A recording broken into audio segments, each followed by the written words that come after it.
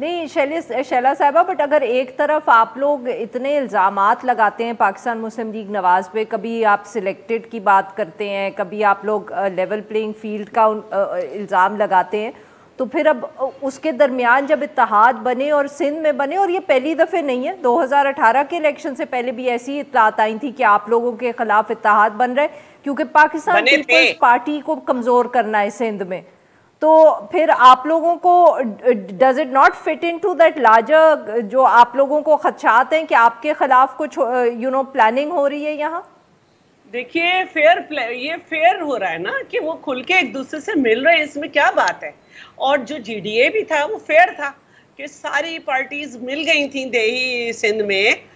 Peoples party کے against, جو پورے ملک میں ایک دوسرے کے خلاف لڑ رہی تھیں۔ پی ایم ایل این اور پی ٹی آئی کا مقابلہ تھا، پی ٹی آئی اور ایم کیو ایم کا حیدرآباد اور کراچی میں مقابلہ تھا، لیکن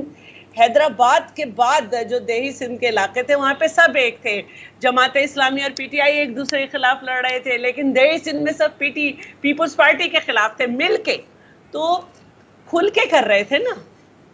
تو اس میں کیا ایسی بات ہے؟ پہلے بھی یہ سب تھے اور ابھی بھی، تو اس میں ہمیں کوئی مسئلہ نہیں ہے۔